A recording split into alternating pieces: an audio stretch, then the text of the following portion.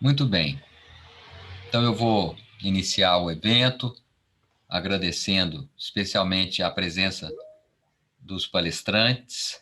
Queria cumprimentar a doutora Daniela Victor, que é procuradora do Estado e tem muita experiência e uma ótima formação em direito tributário, e o professor Adriano Dutra, que também é procurador do Estado de Minas Gerais e é professor da PUC Minas. Eu sou um conhecido de longa data, um amigo de longa data de ambos, então com muita alegria que eu os recebo aqui nessa mesa de debates do Instituto de Estudos Fiscais. Eu vou aqui admitindo novas pessoas que vão entrando na sala, agradeço a presença de todos vocês que estão nos ouvindo, já temos aqui mais ou menos 20 pessoas, e o Instituto de Estudos Fiscais é conhecido de todos vocês, nós fazemos essas mesas de debate mensais, e sempre com temas relevantes, atuais, e contando com essa participação aí muito qualificada dos que nos assistem. E ao final, então, nós vamos fazer uma sessão de perguntas, debates. Eu vou falar em primeiro lugar, por volta de 20, 25 minutos, depois o professor Adriano vai falar, também pelo mesmo tempo, e finalmente a doutora Daniela Vitor vai fazer a palestra de encerramento. E então nós vamos começar a debater o tema, e aí todo mundo que está aí na plateia, que está acompanhando, ou pelo chat, ou pelo áudio, por favor, será muito bom ter a participação de todos vocês. Bom, então eu vou iniciar a minha palestra, vou um olho aqui no peixe, o outro no gato, porque as pessoas vão entrando aqui na sessão. O tema, né, como vocês já sabem, é a taxa de extinção de incêndios. Eu até achei engraçado, eu fui falar desse evento para os meus alunos e falei para eles, eu acho que mandei o folder. Aí um deles falou assim: professor, até o título está errado. É a extinção da taxa e não a taxa de extinção.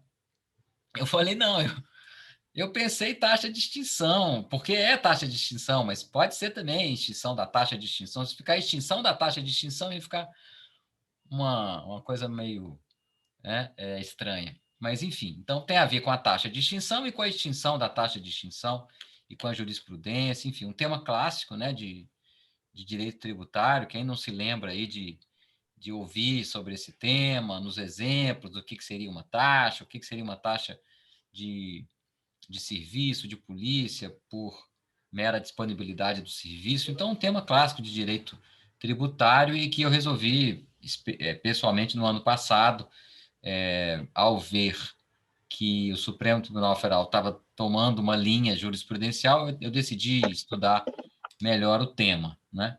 Eu confesso que, à medida que o tempo passa, eu vou perdendo um pouco essa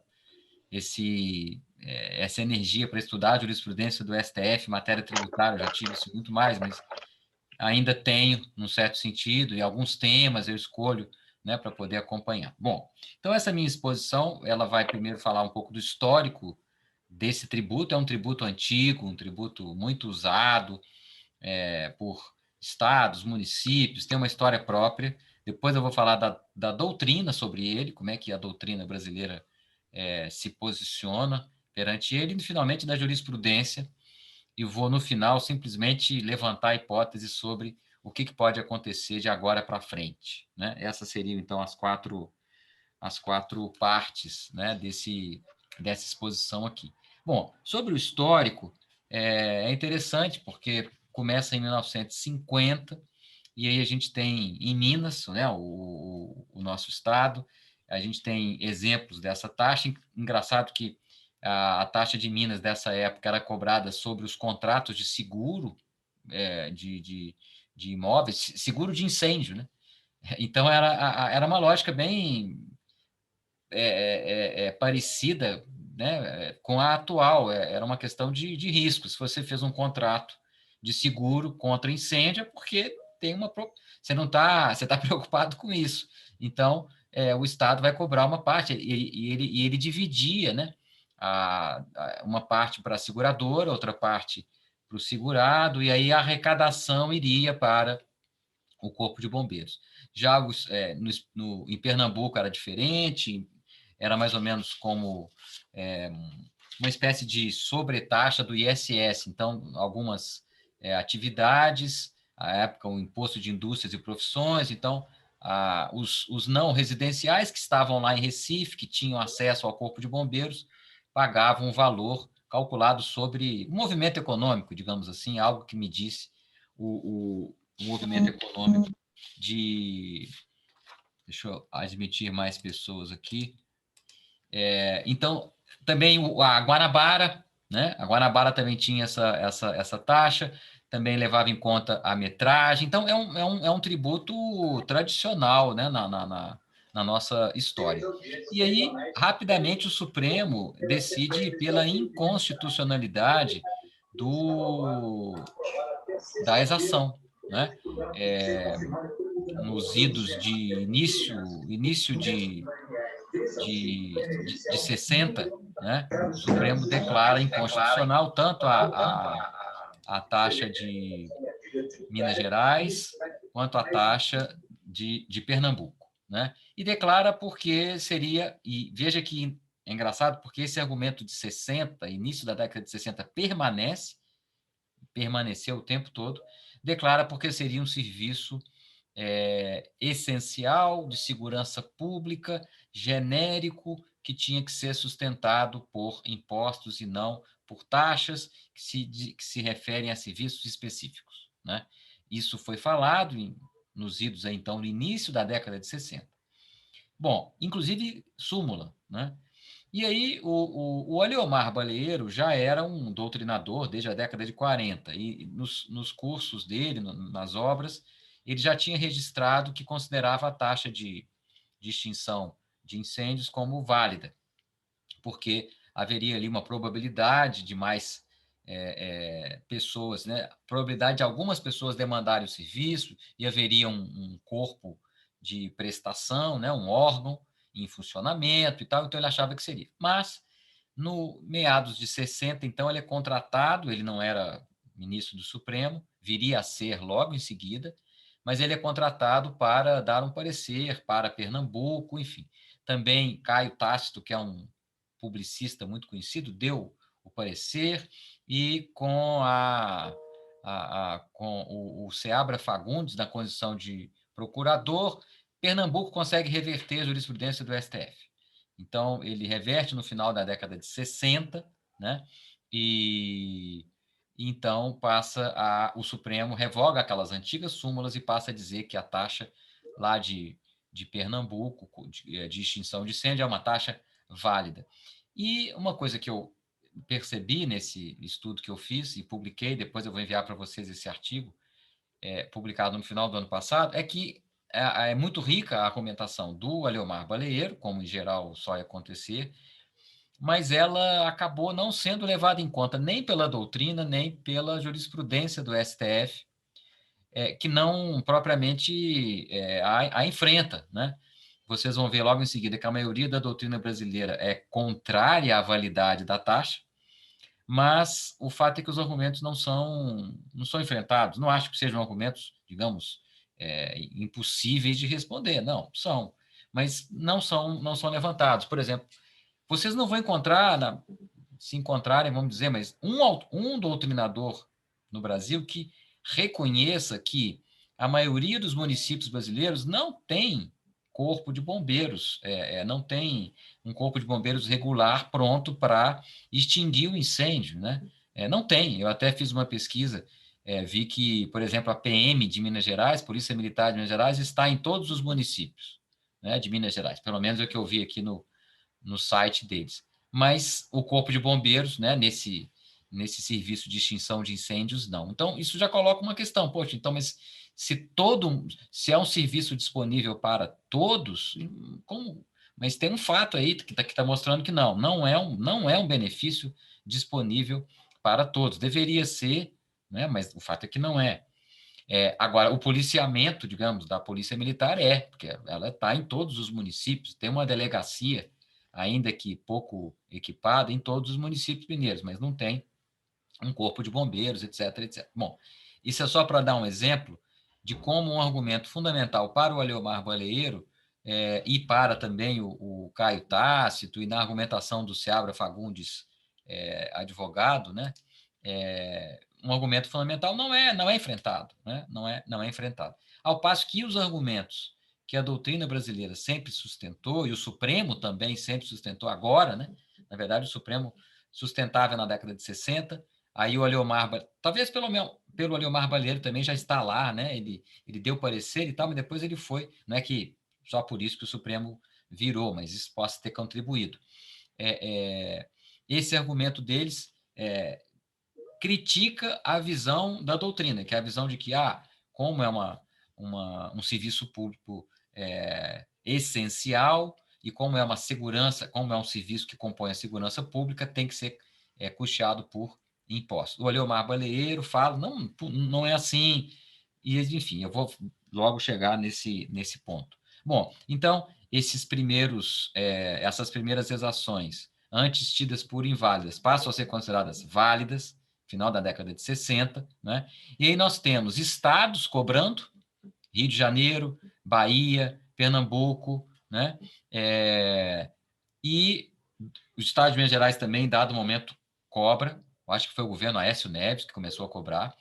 E municípios de São Paulo, municípios é interessante, o estado de São Paulo não cobra, mas municípios do estado de São Paulo cobram na perspectiva de que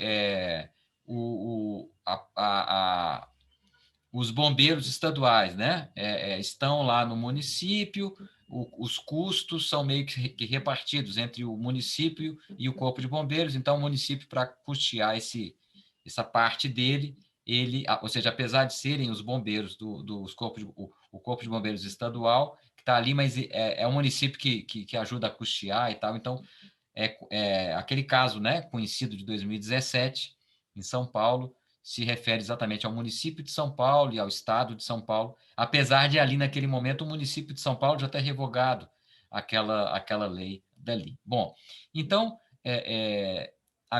já vou dizer logo a minha opinião, que nesse caso eu concordo com a Aleomar Baleiro no seguinte sentido: primeiro, o serviço não efetivamente, devia ser, ou o ideal fosse que o ideal seria que fosse, mas não é disponível a todo mundo. Pessoas do interior de Minas, de municípios pequenos, se houver um incêndio, eles vão ter que contar com voluntários, eles mesmos ali têm alguma coisa, ou enfim. E segurança pública é um direito essencial, sem dúvida nenhuma, é um direito fundamental, é um dever do Estado, mas a segurança pública, na minha visão, ela tem digamos assim, unidades autônomas, né? Então, se você for precisar de obter uma licença para porte de arma, né?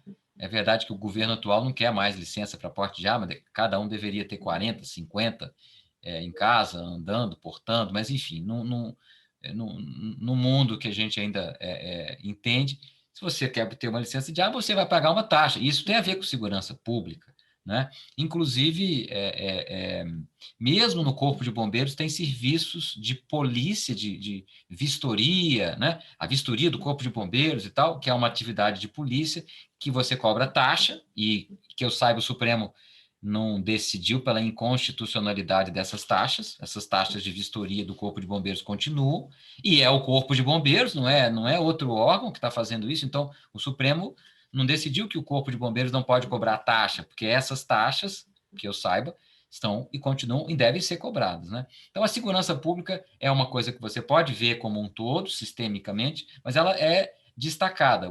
O pessoal do Corpo de Bombeiros, o oficial, o soldado lá, que está na extinção de incêndios, ele não está em outra coisa, né? São coisas diferentes, então me parece que é possível, sim, há uma unidade destacada, supondo que exista, e eu posso, sim, pela questão da probabilidade de uso, da chamada ALIA, eu considero que isso é suficiente para haver uma divisibilidade, né? A gente sabe que esse conceito de específico e divisível não é tanto assim, né? A taxa de iluminação pública foi reputada inconstitucional, mas daria para o Supremo achar que é divisível sim, porque o seu imóvel está sendo impactado, né, indiretamente e tal.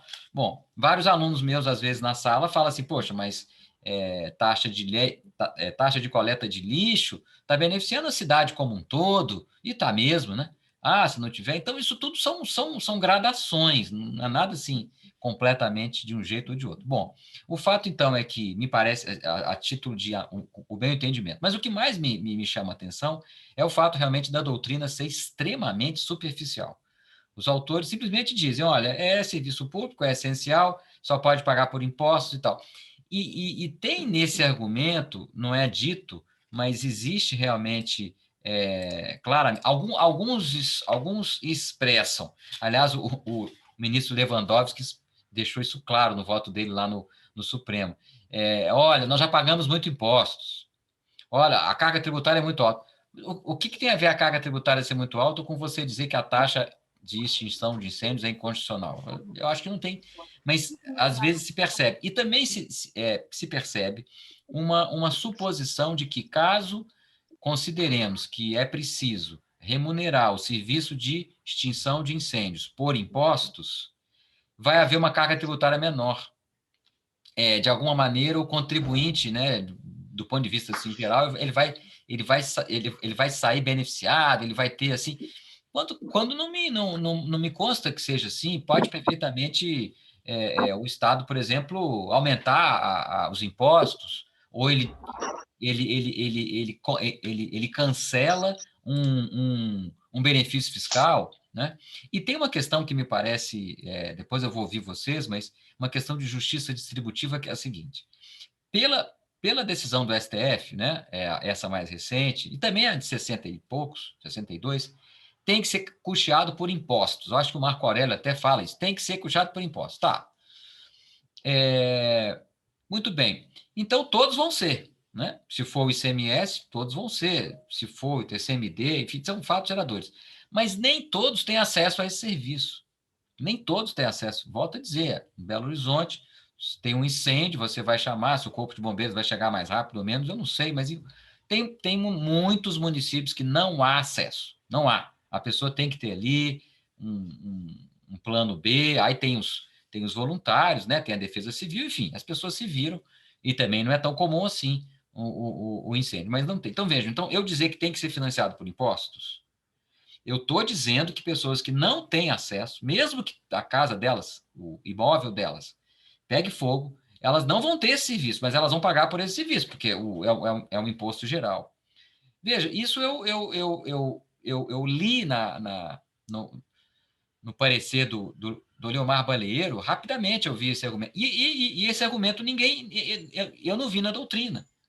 Quer dizer, uma coisa que o sujeito escreveu. E quem escreveu não foi eu, o Adriano, a Daniela, não. Quem escreveu foi o Leomar Baleiro, que escreveu isso, que é justamente, com todas as justiças, ele é considerado um grande tributarista. E ninguém fala nos argumentos dele, né? Nem agora no STF. O STF agora mudou de opinião. No caso de São Paulo, de 2017, ele reconheceu que ele estava mudando de opinião e por isso que ele modulou, né, para os municípios. E aí todos os municípios ficaram tranquilos porque tinha sido modulado. Já no caso de Sergipe, salvo engano, ele não modulou, mas não falou bem por que não modulou, porque ele também estava. Aliás, ele estava mudando mais ainda, porque o que era mais certo era que a taxa dos estados era constitucional, tinha até uma súmula, né? Mas o fato, então, é que... Então, eu confesso que o meu texto até tem uma ironia, assim, porque o Supremo agiu, assim, de uma maneira desmemoriada, ele não estava lembrando de nada, ele foi para um lado, foi para o outro, enfim. E quem está ali, objeto dessa desmemória, é o próprio Aliomar Baleiro, né? Eu até estava brincando aqui com o Adriano e com a Daniela, que às vezes a gente fica pensando, poxa, será que a doutrina, será que o que a gente escreve, publica e tal, a jurisprudência, especialmente a do Supremo, lê, considera, né, tal. Então, agora, depois de conhecer essa história, eu não vou me preocupar se quase ninguém dá bola para o que eu escrevo, porque se o Mar Baleiro, né, é o grande Leomar Baleiro, ministro, que virou súmula. O que ele escreveu virou súmula, e mesmo assim não foi levado em conta, é porque realmente essa lógica, aliás, essa ideia que nós acreditamos nela fiamente, que é a doutrina escreve para influenciar, para ser levada em conta, e aí diz, e aí ela propiciar uma discussão, inclusive na jurisprudência, é uma ideia bem relativa. Bom, mas agora já devo estar chegando aqui em quase 20 minutos, eu já aqui dei algumas pistas da jurisprudência do Supremo, já falei que, primeiro, ela julga as taxas lá, primeiras, inválidas, com esse argumento de que é um serviço essencial, de segurança pública, direito de todos. Bom, depois, por força do Leomar Baleiro, vira, e aí fica um tempo sem julgar, fica um tempo meio neutro, e aí em 99, a gente dá um salto de 68, 69, quando há a primeira virada, em 99 tem uma taxa de Santo André. Vejam que a história dos municípios paulistas. Não tem isso aqui em Minas, vocês, muitos aqui vão saber melhor do que eu, sim. Mas aqui em Minas Gerais, eu acho que município não tem essa taxa.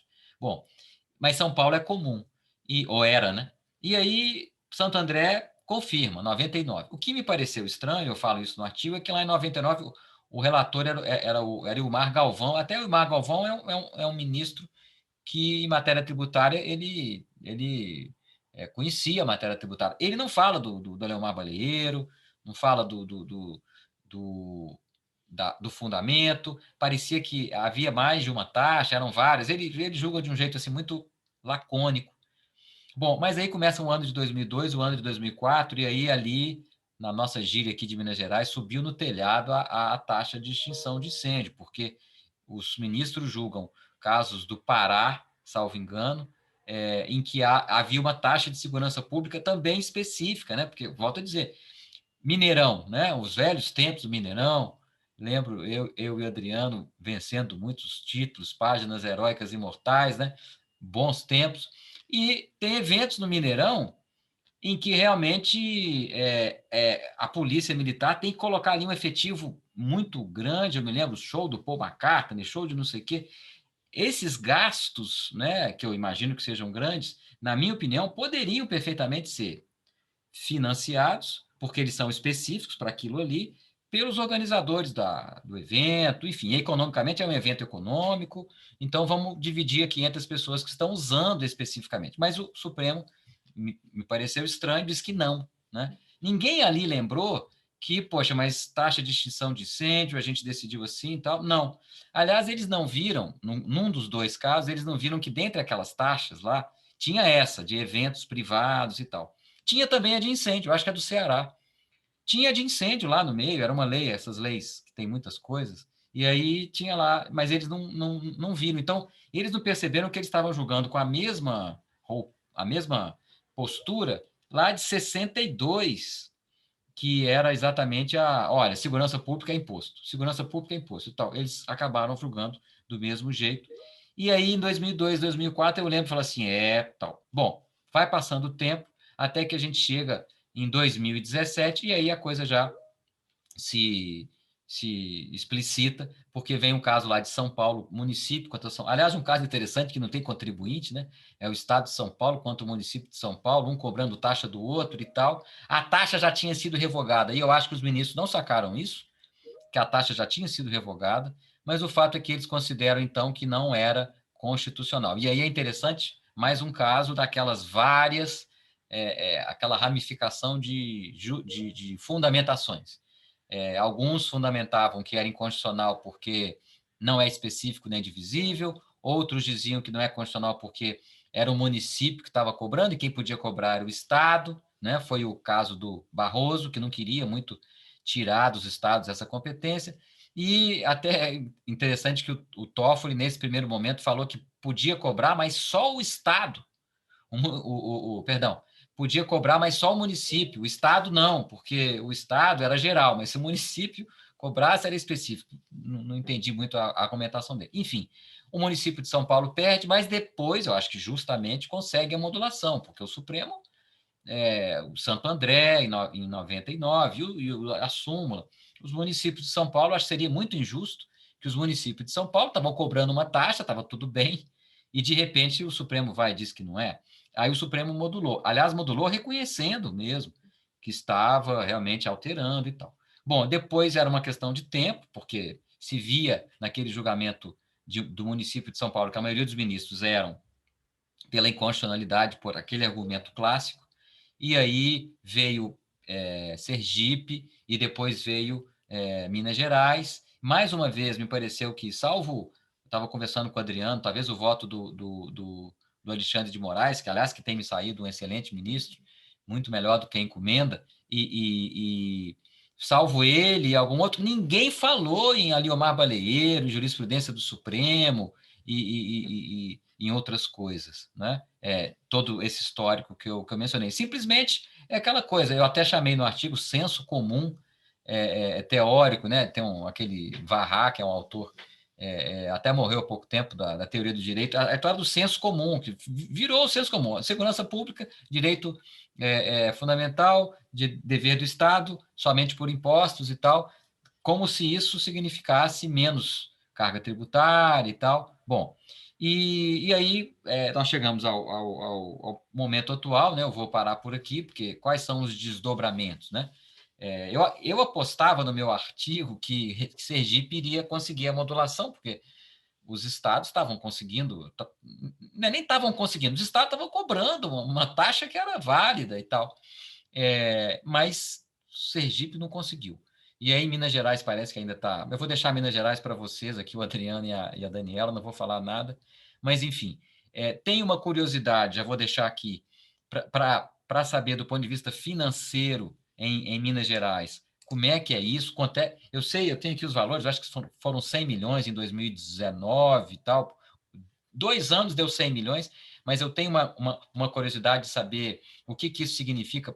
Me parece que isso é pouco para o orçamento do Corpo de Bombeiros, que deve ser muito mais, mas eu sei também que teve uma lei em Minas que mandava destinar 50%, depois já no apagar das luzes passou a ser 100% para o Corpo de Bombeiros. Enfim, depois esses esclarecimentos do pessoal aí mais da área do orçamento seria interessante, porque uma crítica que eu faço no acordo, no artigo, é de haver uma cobrança dessa taxa, mas para financiar várias coisas, né? Aliás, no Rio é assim, no Rio de Janeiro a lei diz que uma parte vai para a manutenção do equipamento dos bombeiros, mas outra parte vai para a secretaria e tal, né? Eu até me lembro em Minas Gerais de ver aqui em Minas Gerais, parece que a gente está. Eu agora estou morando no território da minha casa, né? Eu sou o senhor aqui do domínio, eu não moro mais em Minas Gerais, porque parece assim. Mas eu lembro de ver nas ruas aquela coisa lá comprado, né? Comprado com o valor da taxa de tal.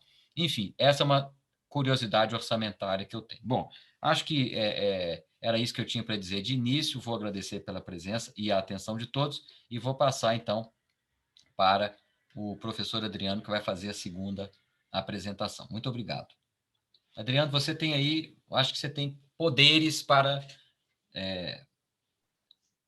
compartilhar. Tá bom. Deixa eu tentar compartilhar aqui antes de começar.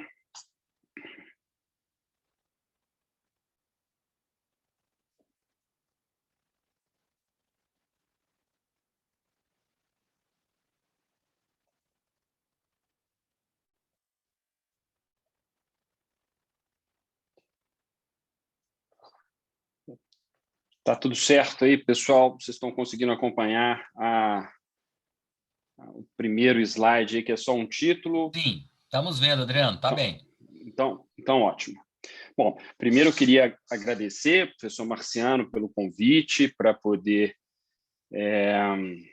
bater esse papo aqui hoje a respeito da taxa de extinção de incêndio, parabenizar pelo evento, mais um evento do IEF que tem contribuído muito aí com a construção do conhecimento no que diz respeito a direito tributário e financeiro. Cumprimentar a colega Daniela, minha colega procuradora, é uma honra falar ao seu lado, e cumprimentar todos os presentes que estão aí participando, em especial os meus colegas procuradores do Estado que eu já tive a felicidade de contar aqui entre os participantes. Bom, sobre taxa de extinção de incêndio, eu queria tecer alguns pequenos comentários apenas. Obviamente, eu vou deixar, por conta da doutora Daniela, as maiores considerações a respeito da visão do Estado, da própria AGE, como é que as coisas estão caminhando lá na ADIM 4411.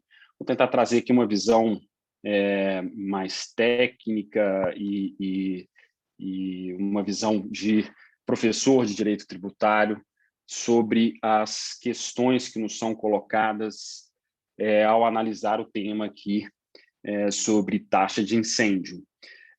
Primeira observação que eu queria fazer recomendar a leitura do artigo do professor Marciano, que foi publicado sobre o tema, que é um artigo completo. Nós temos ali todos os temas a respeito da questão tratados com nível de profundidade que é comum aí do professor Marciano, e isso me traz uma responsabilidade muito grande. O que eu posso trazer de novo no que diz respeito ao tema? E aí, a primeira questão que eu coloco é que discutir constitucionalidade da taxa de incêndio é uma questão muito mais ligada à justiça distributiva. Por que eu estou dizendo isso? Porque, em termos arrecadatórios, a não ser que eu considere apenas a situação do Corpo de Bombeiros, que é, em tese, beneficiado por essa receita vinculada por força da lei estadual, mas se eu considerar o todo das receitas estatais, o potencial arrecadatório da taxa de incêndio é baixo. Nós tivemos aí, o professor Marciano trouxe esses números, aproximadamente 100 milhões de reais arrecadados nos exercícios de 2018 e 2019. Isso significa algo próximo aí de 3% da arrecadação mensal do ICMS. Então, a arrecadação anual da taxa de incêndio corresponde a aproximadamente 3% da arrecadação mensal do ICMS. Então, tomado aí esse todo do bolo de receitas tributárias do Estado, o potencial arrecadatório da taxa de extinção de incêndio é reduzido. Então, a questão não é em si uma questão arrecadatória, e é uma questão, no meu modo de ver, de justiça distributiva mesmo. É uma questão sobre como é que nós queremos ter esse serviço de extinção de incêndio financiado. Nós queremos que esse serviço seja financiado por meio dos impostos ou nós desejamos que nós tenhamos ali um tributo com um quê de referibilidade para financiar essa prestação de serviço. Um quê de referibilidade seria exatamente a cobrança desse tributo daqueles que, em tese, mais demandam aquele serviço ou, em tese, mais se beneficiam da prestação daquele serviço. De modo que o tema, para mim, é um tema muito mais ligado a uma questão de justiça distributiva. A gente vai ver que a gente tem várias questões controvertidas, obviamente, mas essas questões controvertidas, apenas uma delas que eu considero assim de dificílima solução, e é daquelas realmente que nós ficamos aí a pensar como é que isso poderia ser decidido, e poderia ser decidido das duas formas, já antecipando essa questão, para mim, é a questão da divisibilidade do serviço de extinção de incêndio. Então, nesse primeiro momento, eu digo aí quais são as questões delicadas que o tema da taxa de incêndio nos coloca. A primeira questão é a questão da competência, e essa questão surgiu lá no julgamento do recurso extraordinário que envolvia o município de São Paulo e o estado de São Paulo. Afinal de contas, quem que tem competência para cobrar, instituir e cobrar uma taxa de incêndio? E aí eu recordo aqui de um conceito lá da teoria do direito tributário, que é o conceito aplicável aos tributos vinculados, especialmente às taxas, que é o conceito de competência anexa. Para eu avaliar a competência tributária do ente federativo, eu preciso de avaliar a competência administrativa. Será competente para instituir o tributo o ente competente para atuar, o ente competente para prestar aquele serviço ou para exercitar aquele poder de polícia. E aí fica a pergunta: a competência é exclusiva dos estados ou os municípios também têm competência? E, na minha modesta opinião, a competência é dos estados. Ficaria para os municípios, especialmente por conta da Lei Federal número 13.245, uma espécie de competência subsidiária, em não sendo atendido pelo Corpo de Bombeiros dos estados, o município poderia criar a sua brigada contra incêndio, e aí, se ele desenvolve essa atividade de extinção de incêndio, a meu sentir, ele também teria competência para instituir a respectiva taxa. Mas a competência principal, por assim dizer, dos estados, é uma competência constitucional, está prevista lá no artigo 144, um daqueles parágrafos que prevê a existência, primeiro, dos corpos de bombeiro e a administração por meio dos estados. Agora, em não sendo atendido pelo Corpo de Bombeiros estadual, os municípios poderiam instituir essas brigadas de incêndio e, assim, o fazendo, desenvolvendo essa atividade, em tese, teriam eles também competência para instituir a taxa de incêndio.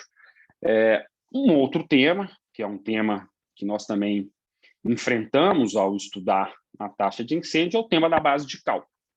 E aí, historicamente, nós tivemos várias tentativas de instituição das taxas de incêndio, e com várias possibilidades diversas de escolha ou eleição de base de cálculo.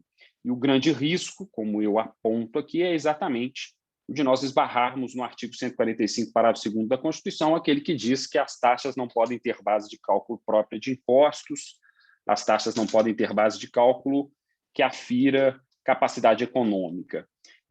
E os exemplos são os mais variados possíveis. Nós já tivemos taxas que eram fração do que se cobrava a título de imposto sobre serviços, e aqui em Minas Gerais, especificamente, a nossa taxa leva em conta um potencial de risco de incêndio do imóvel, de que é proprietário o contribuinte, e aí lembrando que aqui a gente só cobra dos imóveis não residenciais. Então, a base de cálculo de Minas levava em conta esse potencial de risco medido em quilojoule, alguma coisa assim, com vários critérios, normas da ABNT aplicada para tentar avaliar esse risco de incêndio e transferir para esses que oferecem o maior risco o ônus de suportar a prestação daquele serviço. Nessa avaliação da base de cálculo também, achei extremamente interessante a base de cálculo adotada pela taxa original aqui de Minas, né, da década de 50, que levava em conta o valor do prêmio de seguro. É um critério, a meu sentir, válido, porque quanto maior o risco de incêndio, maior o prêmio a ser pago, e uma porcentagem do prêmio estaria avaliando exatamente esse risco de incêndio, ou seja, a maior demanda daquele serviço. Então, esse também é um problema, uma questão que eu acho que é contornável, né? Se a gente chegar à conclusão, ou chegássemos à conclusão de que é possível a instituição de uma taxa de incêndio, a eleição da base de cálculo seria um problema contornável, né? Nós teríamos que definir uma base de cálculo que realmente aferisse esse risco de incêndio e, na minha modesta opinião, acho que a taxa do Estado andou bem nesse sentido. O terceiro ponto é o ponto da especificidade. Eu até indico aqui se é mesmo uma questão, porque eu costumo fazer uma diferenciação entre especificidade e divisibilidade. Especificidade, para mim, tem muito a ver com uma diferenciação com o caráter genérico dos serviços, não o caráter geral, mas o caráter genérico. Serviços genéricos são aqueles que não podem ser destacados do todo dos serviços públicos prestados pelo Estado. O serviço de extinção de incêndio, na minha opinião, ele é absolutamente específico, tanto é que ele é entregue a uma corporação, que é o Corpo de Bombeiros, para que ele preste aquele serviço. Então, eu consigo, nos dizeres do CTN, destacar o serviço de extinção de incêndio em unidades autônomas de atuação ou intervenção.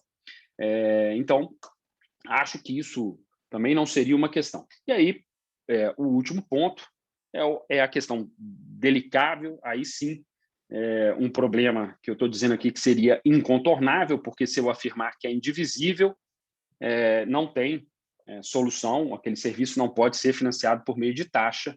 Se eu disser que é divisível, ele poderia ser financiado por meio de taxa. Então, aqui sim reside o maior problema no que diz respeito à pretensão dos estados de instituir e cobrar validamente as famosas taxas de incêndio. E sobre a questão, senhores, eu adiro muito a algo que o professor Marciano acabou de dizer. A questão de divisibilidade e indivisibilidade é uma questão de grau. É dificílimo nós conseguirmos separar em categorias absolutamente estanques serviços que são divisíveis e serviços que são indivisíveis por sua própria natureza. Acho que quase todo serviço público tem um quê de divisibilidade, um quê de indivisibilidade. E aí, relembrando, o que diz o CTN a respeito de divisibilidade? O CTN estabelece que o serviço é divisível quando é passível de ser utilizado individualmente pelos contribuintes. Esse é o conceito posto lá no CTN. Repito, na minha visão, esse é um tema de grau. Não há como categorizar serviços que são divisíveis de um lado de serviços indivisíveis de outro. Na minha opinião, há serviços mais divisíveis que os outros, há serviços mais indivisíveis que outros. Cito aqui como exemplo a própria coleta residencial de lixo. É um serviço divisível? Acho que sim, acho que eu posso enxergar ali, e o STF também diz isso, né? Inclusive questão simulada, súmula 19, acho que é um serviço que eu posso enxergar a utilização individual, ou a possibilidade de utilização individual. Agora, não podemos esquecer que na coleta de lixo, por trás daquela utilização individual, tem ali um interesse público genérico, que é um interesse ligado à saúde pública, questões sanitárias. A coleta e a destinação do lixo traz benefícios para todos, e não só para o indivíduo que utiliza ali daquele serviço. Outros serviços, o serviço de segurança pública, é divisível ou indivisível? Na minha opinião, na minha modesta opinião, depende. Dentro do espectro de serviços de segurança pública, de atividade de segurança pública prestada pelo Estado, eu posso enxergar situações claras de divisibilidade, situações claras de indivisibilidade. Então, por exemplo, se aqui na rua daqui de casa há um furto de um veículo, a pessoa arromba lá a porta do veículo e rouba alguma coisa que está dentro do veículo e sai correndo, o policial que está passando na rua aqui também corre atrás e surpreende aquela pessoa, ali ele está prestando um serviço de segurança pública. Na minha opinião, o que move a prestação daquele serviço é uma questão muito mais genérica de preservação da segurança pública, de manutenção da ordem e tudo mais. Agora, esse mesmo serviço de segurança pública, eventualmente, eu posso enxergar uma maior divisibilidade, uma maior individuação na prestação desse serviço. E aí, vou dar aqui um exemplo meio tosco, mas suponhamos que uma pessoa me sai aqui para fazer uma trilha de bicicleta aqui nos arredores de Belo Horizonte, e essa pessoa tem um acidente e fica lá num local isolado, e é preciso que um helicóptero do Corpo de Bombeiros saia daqui de Belo Horizonte, se dirija até essa trilha e faça lá um içamento dessa pessoa, como outro dia aí vimos que aconteceu aqui perto de Belo Horizonte. Claro, por trás dessa atividade também há um interesse público, né? Mas ali eu consigo enxergar muito bem a divisibilidade, a utilização individual daquele serviço. De modo que divisibilidade e indivisibilidade, na minha opinião, é uma questão de grau. Há serviços que são mais divisíveis que outros. Sobre esse tema, a questão da divisibilidade, é curioso notar que a taxa aqui do Estado de Minas Gerais ela foi instituída em 2003, para começar a ser cobrada a partir de 2004. E naquele momento, embora nós tivéssemos, de 1999, um julgado do STF reconhecendo a constitucionalidade da taxa de incêndio do município de Santo André, embora naquele momento nós tivéssemos essa decisão mais recente e todo aquele passado chancelando as taxas, naquele momento, em 2003, o STF já iniciava um movimento para considerar indivisível o serviço de segurança pública prestado em algumas situações. E o exemplo mais evidente disso, que acontecia naquela época, era exatamente as taxas de segurança pela realização de eventos, taxa especial de segurança pela realização de eventos. O Estado de Minas Gerais, inclusive, tinha a dele, e vários outros estados também instituíam e cobravam essas taxas de segurança para a realização de eventos específicos que demandavam um destacamento especial de segurança pública, e aí os estados achavam que aquela demanda justificava a cobrança de uma taxa especificamente do realizador do evento, mas essas taxas começaram a ter a sua constitucionalidade ou a sua inconstitucionalidade não reconhecida pelo STF, e isso contemporaneamente com a instituição da taxa aqui no Estado. A taxa foi instituída em 2003 para começar a ser cobrada em 2004. E aqui no Estado de Minas Gerais, depois de instituída a taxa, nós tivemos um movimento muito forte de questionamento judicial da taxa e conseguimos, a Advocacia Geral do Estado conseguiu obter uma vitória considerável no Judiciário Mineiro.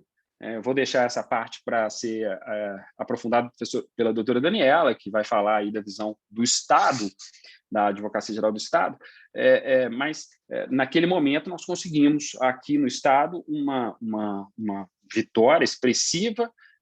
Nós tivemos uma ADIM que foi julgada improcedente, né? Então o TJ de Minas reconheceu a constitucionalidade da taxa e depois, inclusive, editou uma súmula aqui do TJ dizendo que a taxa era constitucional. E esse tema ficou aí um pouco adormecido, como disse o professor Marciano, durante um bom tempo, até que 2017 ele ressurgiu aí com a decisão do STF no que diz respeito a taxa do município de São Paulo, e depois caminhou para o mesmo sentido lá na taxa estadual de Sergipe e, no final das contas, com a própria ADIM 4411, que diz respeito à taxa do Estado. Eu, pessoalmente, considero que o serviço de extinção de incêndio, dentro dessa divisão por graus entre o que é divisível e o que é indivisível, para mim, ele é mais divisível que indivisível. Eu acho que é possível a construção de argumentos, ou era possível, como bem demonstrou aí o parecer do Aleomar Baleiro, que foi tido como principal motivo para que o STF, na década de 60, alterasse a sua jurisprudência, e assim fez quando o Baleiro já era, inclusive, ministro e se deu por impedido para participar dos julgamentos ali em 1965, 66. Então, na minha opinião, é um serviço mais divisível que indivisível. É possível você construir essa argumentação para justificar que esse serviço deveria ser financiado por meio de taxa e não por meio dos impostos, que acaba sendo o resultado da decisão hoje do STF. Eu realmente considero que o STF deu uma verdadeira guinada jurisprudencial no que diz respeito à taxa de incêndio, porque eu também penso que ali no início dos anos 2000, nós já tínhamos um aceno do STF no sentido de considerar que as taxas de segurança pública, essas taxas de realização de evento, elas já eram consideradas inconstitucionais, já vinham sendo consideradas inconstitucionais. Uma outra questão que é importante é sobre a modulação dos efeitos dessas decisões. Então, é curiosíssimo que o STF tenha modulado no caso da taxa instituída pelo município de São Paulo e tenha se recusado a fazer o mesmo quando julgou a DIN 2908, que tinha como objeto a taxa do Estado de Sergipe. Ali eu tive uma recusa do STF em promover a modulação, muito embora fosse muito mais evidente a constitucionalidade na época da taxa estadual do que a taxa municipal. Há uma expectativa, e eu vou deixar isso para que a doutora Daniela aprofunde, há uma expectativa no que diz respeito à modulação na DIN 4411, que é aquela que diz respeito à lei do Estado de Minas Gerais, uma expectativa que talvez seja um pouco mais expressiva, tendo em vista como é que as coisas se passaram aqui no Judiciário Mineiro, né? Então, nós tínhamos aqui coisa julgada no MADIM, nós tínhamos súmula do TJ validando a cobrança e, de repente, o STF declara a inconstitucionalidade daquela taxa. Então, há uma expectativa no que diz respeito a essa modulação. Bom, e para terminar, já imagino que eu também já esteja caminhando aí para os meus mais de 20 minutos, para terminar,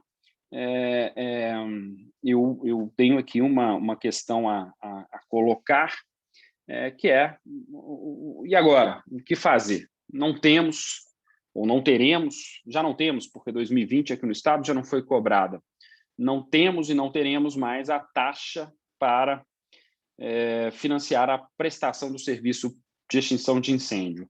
E aí, duas alternativas, né? Uma das alternativas é simplesmente fazer isso por meio do produto da arrecadação dos impostos. Aliás, na esteira do que consideraram alguns dos ministros do STF, o serviço deve ser financiado por meio do produto da arrecadação dos impostos. E isso me traz um problema que é um problema de justiça, de equidade.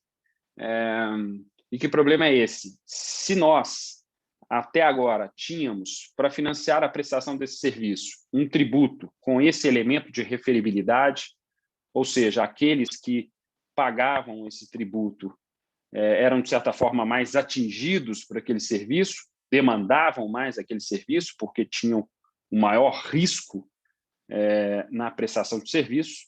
Agora, nós não podemos fazer mais isso, faremos por meio dos impostos que são pagos de acordo com as nossas manifestações de capacidade econômica, ou seja, todos nós, independentemente de estarmos mais ou menos ligados, independentemente de provocarmos mais ou menos a utilização desse serviço de extinção de incêndio, teremos que custeá-lo. E, na minha opinião, isso traz um problema de justiça na distribuição dos encargos tributários, especialmente levando em consideração que são poucos ou representam a minoria os municípios e os munícipes, ou é claro que serão os contribuintes, que são beneficiados ou que são atingidos pela prestação desse serviço. Então, isso traz um problema de justiça e, na minha opinião, seria o caso de pensarmos numa alternativa para financiamento dessa prestação de serviço e eu, nesse sentido, adiro à propositura do professor Marciano no seu artigo de tentarmos algo muito próximo daquilo que foi feito com a contribuição de iluminação pública, né? O serviço de iluminação pública que era financiado por meio de taxa considerada inconstitucional pelo STF, e aí tivemos uma emenda constitucional para viabilizar aos municípios e ao Distrito Federal, no caso, a instituição da contribuição para o custeio do serviço de iluminação pública. Seria interessante que nós tivéssemos aí, quem sabe, uma contribuição para o custeio do serviço de extinção de incêndio, até para trazermos esse elemento de referibilidade para que os contribuintes sejam os maiores beneficiados pela prestação dos serviços. Bom, eram essas as minhas palavras. Eu espero que eu tenha observado aí o tempo que me foi dado pelo professor Marciano e vou me colocar à disposição para eventuais perguntas aí ao final, agradecendo mais uma vez tanto o convite, a honra de participar aqui ao lado da minha colega, a professora Daniela, e a participação de todos aí. Muito obrigado e estou aí à disposição. Obrigado, professor Adriano. Excelente palestra, como sempre, e com muita alegria eu vou passar a palavra à doutora Daniela. Você cumpriu o prazo, viu, Adriano? Cumpriu com louvor. E eu vou passar a palavra para a minha querida amiga Daniela Vitor, que eu não vi há tanto tempo, desejando a ela, então, uma ótima palestra. Daniela, você tem a palavra. Bom, boa noite a todos. E já aqui adiantando que eu também vou compartilhar minha tela com vocês e que estou numa situação bem complicada de falar após os professores Marciano e Adriano, né? Mas, enfim, foi a parte que me coube aqui no tratamento desse tema, foi verificar as situações práticas geradas pela decisão proferida na DI 4411, né? E que, já adiantando um pouco do que vocês vão ver na minha manifestação, foi sim uma guinada radical na jurisprudência do Supremo Tribunal Federal acerca da taxa de extinção de incêndios. Bem, sob esse nome de taxa de segurança pública, o que nós temos, na verdade, na lei mineira, são diferentes hipóteses de taxação, com fatos geradores distintos, base de cálculos distintas, cobradas em razão, seja do exercício do poder de polícia, seja da prestação de serviços públicos por diversos órgãos do Estado. E aqui, principalmente, relativamente ao artigo 113, o Corpo de Bombeiros Militar e a Polícia Militar. Como o professor Adriano já adiantou, nós tínhamos na lei estadual 6763, com a redação dada em 2003, pela lei 14938, também uma taxa devida em razão da realização de eventos que, por promoverem aglomeração, demandassem a presença de um policiamento ostensivo, né? Essa taxa que era prevista no inciso 2 do artigo 113 da Lei 6763, acabou sendo posteriormente revogada, tendo em vista a decisão do Supremo Tribunal Federal que, analisando a taxa mineira, no RE 269374, entendeu pela impossibilidade da cobrança de taxa de segurança pública em razão de eventos abertos ao público. Então, essa taxa foi revogada pela Lei 20.540 de 2012 e permanecendo, porém, os demais incisos do artigo 113 que prevêem diversas taxações, diferentes taxações. A constitucionalidade da taxa mineira de extinção de incêndios, ela já foi reconhecida pelo Tribunal de Justiça em reiteradas oportunidades, inclusive em sede de ADIM, onde o tribunal local, por sua corte superior, entendeu pela constitucionalidade da cobrança de taxas pela prestação de serviços de extinção de incêndio. Os julgados eram tão reiterados que ensejaram a edição da súmula 19 do TJ, que diz exatamente que é constitucional a taxa de incêndio instituída pela Lei 6763 do Estado de Minas Gerais, com a redação dada pela 14938. Essa súmula, ela permaneceu vigente até junho de 2020, quando ela então foi cancelada pelo órgão especial do Tribunal de Justiça, em razão da mudança na jurisprudência do Supremo Tribunal Federal, apontada não só no RE, em que foi reconhecida a repercussão geral e julgado no mérito, formando o tema 16, como também pela ADI do Estado de Sergipe, que é a 2908. Bom, além da jurisprudência do TJ, a taxa pelo serviço de extinção de incêndio também foi chancelada por diversas vezes pela jurisprudência do Supremo Tribunal Federal. O professor Marciano contextualizou o histórico dessa taxa, a mudança, a virada jurisprudencial no Supremo em 68, provavelmente influenciado pelo parecer do depois ministro Eliomar Baleiro. Entendimento esse que consagrou a súmula 549, dizendo exatamente que a taxa de bombeiros do Estado de Pernambuco é constitucional, com a revogação do entendimento anterior, que era consagrado na súmula 274. Bom, já na vigência da Constituição de 88, né, para não acharmos que isso era em razão de alguma particularidade ou especificidade da Constituição anterior, já na vigência da Constituição de 88, e analisando a constitucionalidade da instituição da taxa de incêndios no Estado de Minas Gerais, o Supremo Tribunal Federal, por suas duas turmas, atestou a constitucionalidade da taxa mineira, reconhecendo a especificidade e divisibilidade dos serviços de prevenção e combate a incêndios prestados pelo Corpo de Bombeiros Militar. Observem que em precedentes anteriores e posteriores ao reconhecimento da repercussão geral da matéria lá em 2007, o Supremo Tribunal Federal entendeu pela legitimidade da taxa de segurança pública instituída pela lei mineira, devida pela utilização potencial do serviço de extinção do incêndio. Esse julgado da segunda turma, ele é anterior ao reconhecimento da repercussão geral da matéria pelo Supremo. Em 2007, veio o reconhecimento da repercussão geral, inicialmente no recurso extraordinário 561.158, que tratava da taxa de incêndios da lei mineira.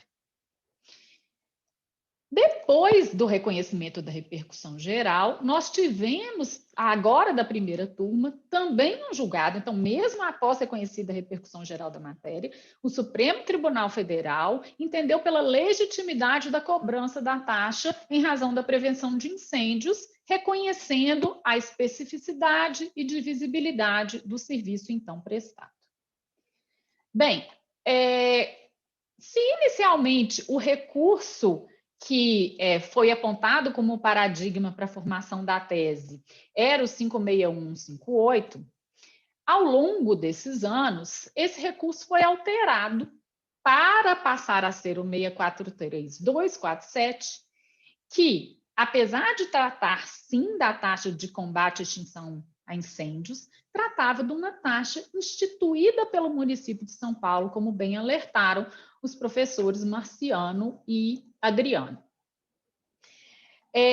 Esse recurso acabou sendo julgado no mérito por uma apertada maioria, entendendo pela inadequação em se introduzir no cenário tributário uma taxa visando prevenção e combate a incêndios.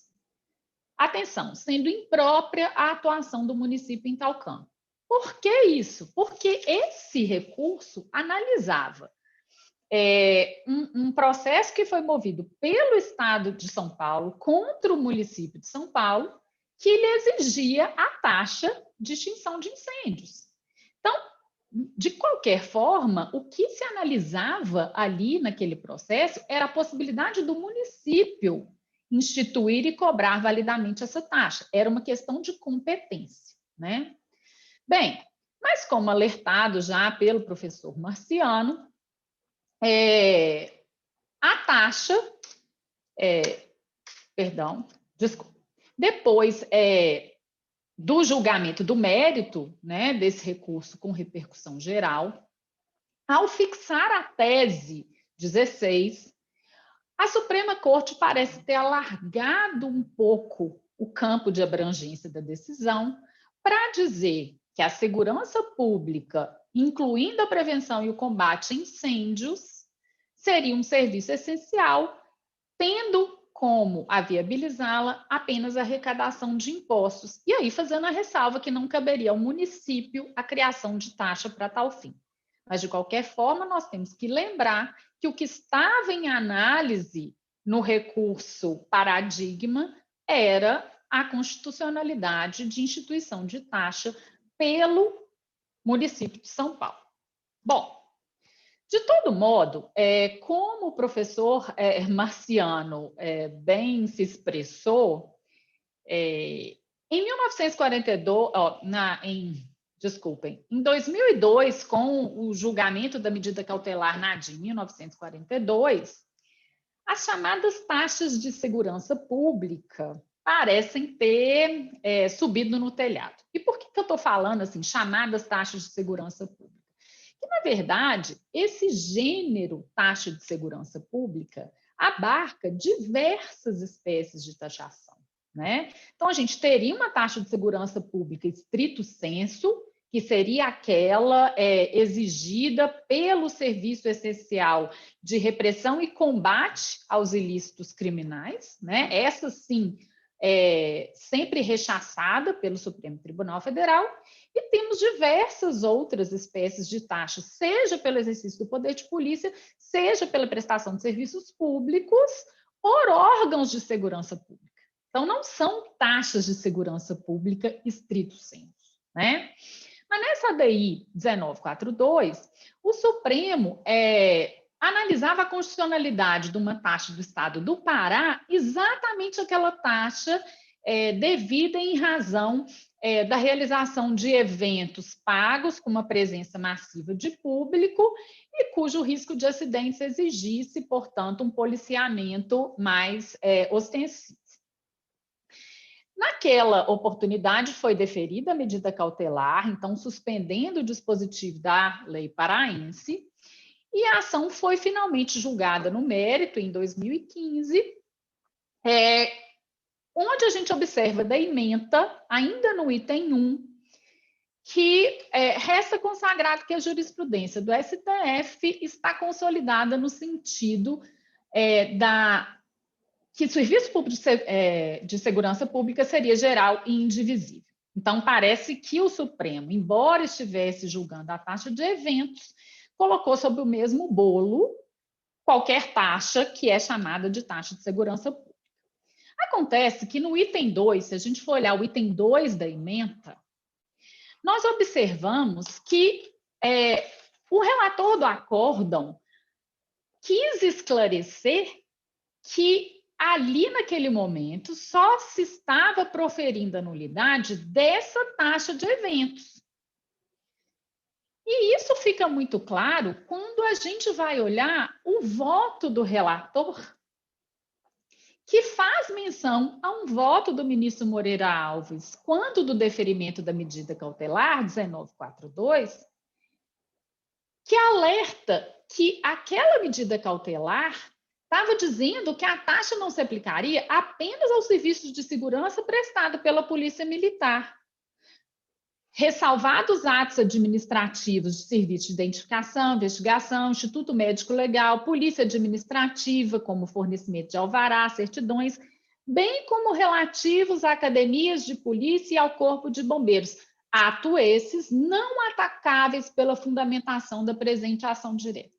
Então, ele mostrou que aquele julgamento se restringia àquela taxa pela realização de eventos.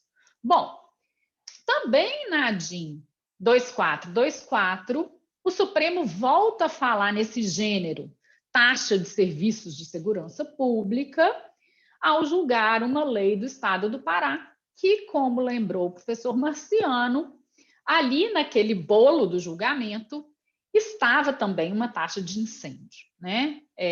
Eu achei muito curioso, porque eu nunca vi na vida um acórdão tão curto. Se vocês forem consultar, o acórdão se limita ao relatório e ao voto do relator, que, pasmem, é isso. Esse é o voto do relator, esse é o acordo. A fundamentação limita-se a repetir que o poder de polícia exercido por órgãos de administração, compreendidos na noção de segurança pública, é dever do Estado, é direito e responsabilidade de todos e não pode, portanto, ser financiado por meio de taxas. Ponto. Sem qualquer menção à doutrina, sem qualquer menção à jurisprudência anterior do próprio Supremo Tribunal Federal, sem qualquer análise minimamente mais aprofundada do tema. Bem, já no julgamento do RE, né, 643247, o que é tratado mesmo é a taxa de incêndio. E a taxa de incêndio instituída pelo município de São Paulo. Mas aqui eu quero fazer um parênteses para mostrar que mesmo após essas decisões, né, apontadas pelo professor Marciano como assim, taxa de incêndio subiu no telhado, que é a ADIM 1942 e a 2424. Mesmo após o reconhecimento da repercussão geral da matéria no recurso, posteriormente substituído pelo recurso 643247. Mesmo após a fixação da tese 16, lá em 2017, o Supremo Tribunal Federal, pelo Pleno, ao decidir a ADI 3770, demonstrou que existem taxas de segurança pública e taxas de segurança pública. Então, que nem tudo pode ser colocado no mesmo bolo. Aqui estava se analisando uma lei do Estado do Paraná que exigia taxa pelo exercício de poder de polícia administrativa, atos, né, de vistoria, registro, licença, autorização, realização de eventos e outros serviços prestados por órgão ou atribuídos a órgãos de segurança pública. Essa ADI foi julgada, foi parcialmente conhecida e julgada improcedente, ficando claro do acórdão que não se trata de taxa referida aos serviços de segurança pública, que, conforme precedentes da Corte, seriam insuscetíveis de serem financiados por taxa.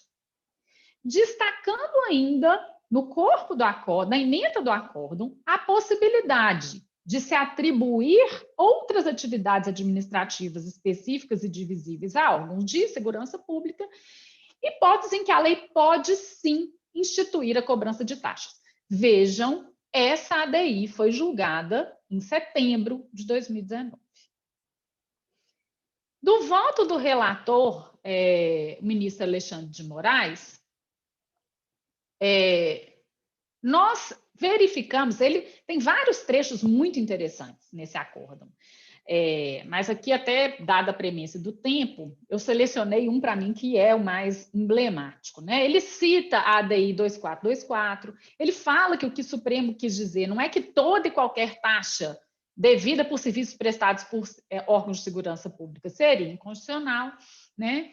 E ele fala que essa premissa que está sendo repetida sem pensar, né? Adotada em alguns precedentes do Supremo Tribunal Federal, não quer dizer que toda e qualquer utilidade ou comodidade que é posta à disposição dos cidadãos por órgãos de segurança pública deva ser custeada unicamente por meio de impostos.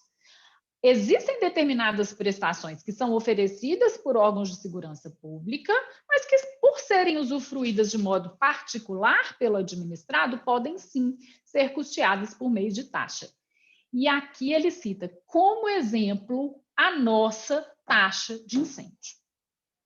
Ele cita o precedente lá, aquele precedente que eu mencionei para vocês, o 473, o recurso extraordinário 473, salvo engano, é o 211, dizendo que é válida, que o Supremo já reconheceu a validade e constitucionalidade da taxa mineira de extinção de incêndios.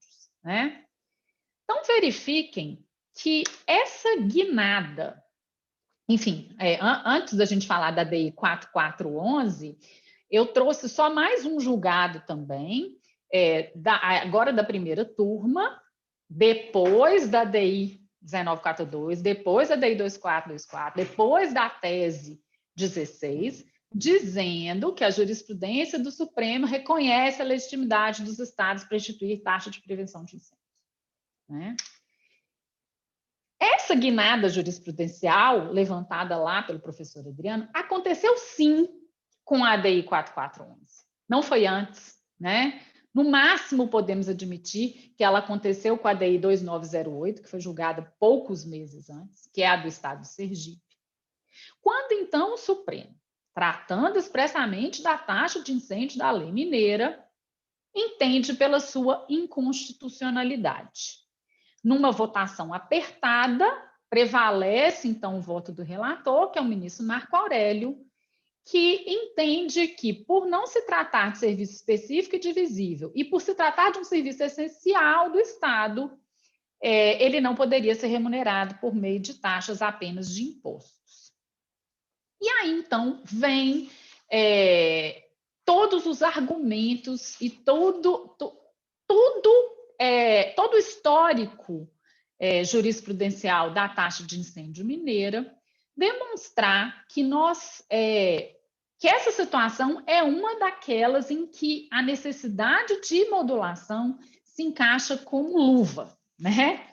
Primeiro, já partindo do pressuposto que está superada a questão relativa a uma suposta imperatividade de efeitos retroativos de decisões declaratórias de inconstitucionalidade, né? Existem ainda alguns doutrinadores que falam que leis inconstitucionais não existem, são natimortas, enfim. Mas o nosso ordenamento e uma grande parcela da doutrina reconhece a modulação como um imperativo, né? Eu quero destacar que, da forma que é regrada atualmente no direito brasileiro, a modulação temporal das declarações de inconstitucionalidade de leis e atos normativos, uma vez atendidos os requisitos lá do artigo 27, que são razões de segurança pública ou excepcional interesse social, não é uma faculdade do plenário do Supremo Tribunal Federal, apesar da utilização do verbo poderá. Tá? Apesar desse verbo traduzir a ideia de que seria uma opção discricionária por parte do STF, e existe até uma manifestação do ministro Edson Fachin falando nesse sentido, que o STF tem a faculdade de modular. Se vocês forem lá no próprio site do STF, tem um tópico que é de legislação anotada. Quando eles vão comentar os dispositivos da lei 9868, lá no artigo 27, vocês vão achar vários trechos de decisões mostrando a imperatividade da modulação. E aqui eu trouxe só alguns a título de exemplo.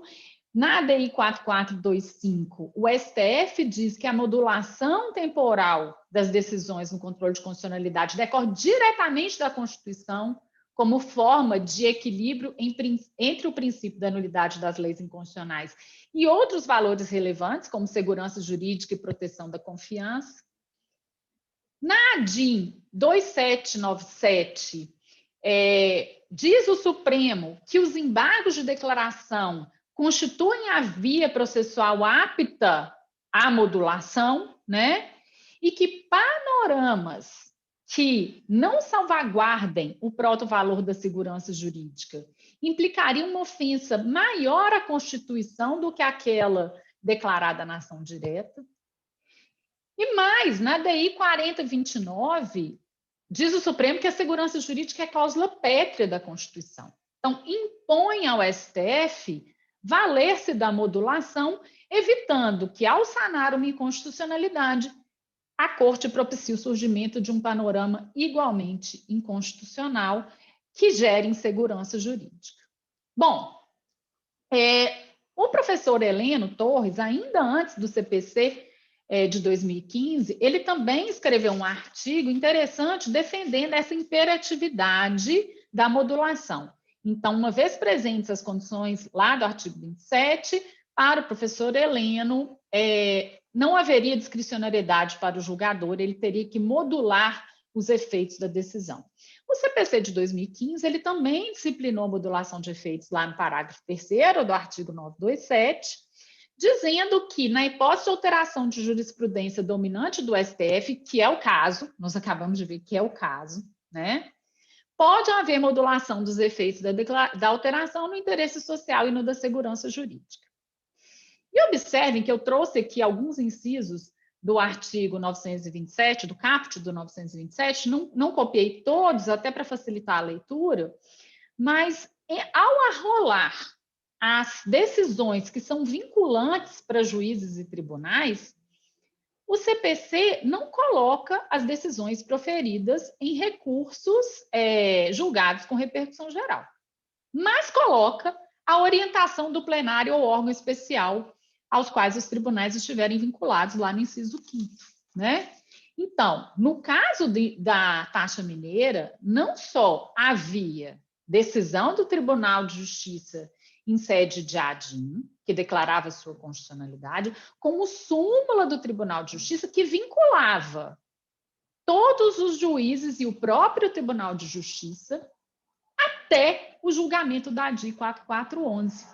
Quando então, e apenas após esse julgamento, houve uma flagrante alteração da jurisprudência dominante no Supremo Tribunal Federal. Bom, diante disso, esse acórdão ainda não transitou em julgado, estão pendentes embargos de declaração que foram enviados pelo Estado de Minas Gerais, né? Requerendo, dentre outras coisas, a modulação dos efeitos da decisão a partir da data do julgamento da ADIM, fundamentado exatamente nessa flagrante alteração jurisprudencial, que eu tentei demonstrar aqui para vocês, que viola a segurança jurídica, né? Alegando a existência de coisa julgada em sede de ADIM no TJ de Minas, e até então essa decisão vinculava todos os juízes, todos os desembargadores.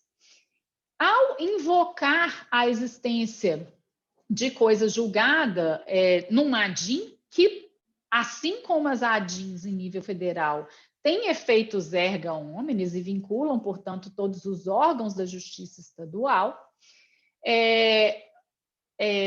também fazemos menção à tese 733 no Supremo Tribunal Federal, que diz que a decisão do Supremo que declara constitucionalidade ou inconstitucionalidade de um preceito normativo não produz a automática reforma ou rescisão das sentenças anteriores que tenham adotado um entendimento diferente, né?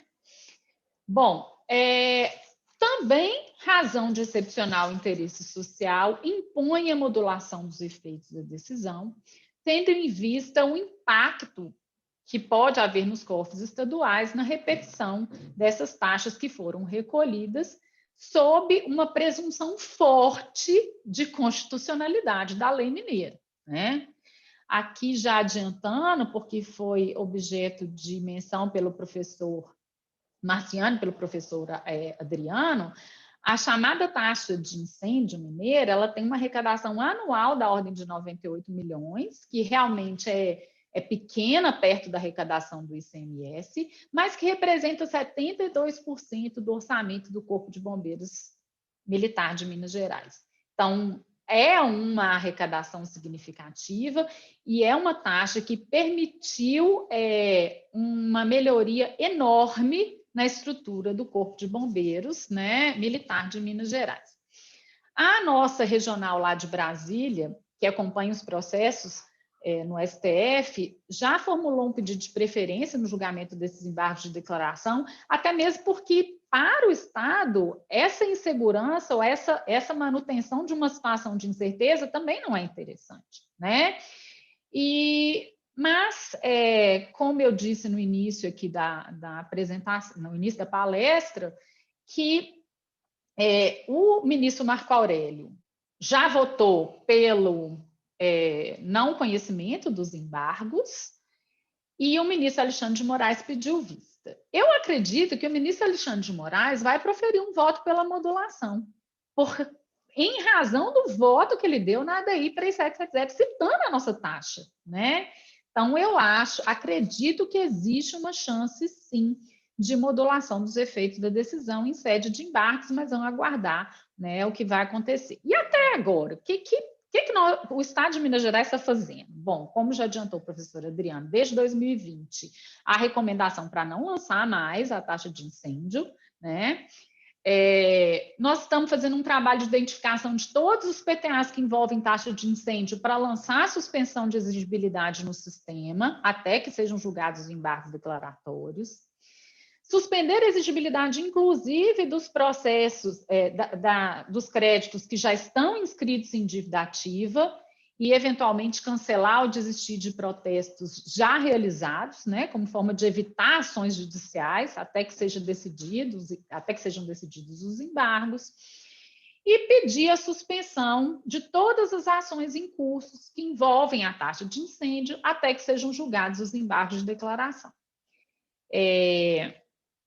Em primeira instância, temos alguns juízes que entendem que a modulação deve se aplicar o que foi fixado lá no RE 643, né, na tese 16, eu sou péssima com número, mas enfim, no RE, em que foi reconhecida a repercussão geral, 643.247, em que houve a modulação dos efeitos da decisão para os municípios, como bem mencionou o professor Marciano, a partir do exercício de 2018.